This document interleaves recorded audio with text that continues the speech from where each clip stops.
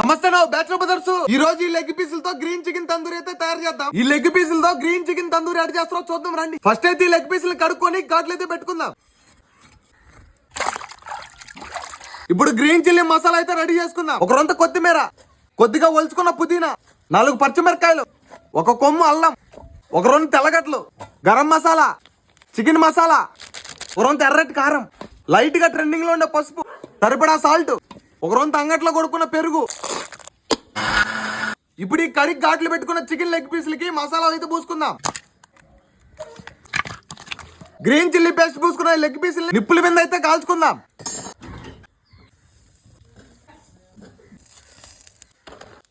మనం తయారు చేసుకున్న గ్రీన్ లెగ్ పీసులు అయితే రెడీ అయిపోయినాయి. ఇది చూడండి ఎట్ట కాలిపోయినాయో. వీటిపైన ఒక రొంత నిమ్మకాయ పిండుకుందాం.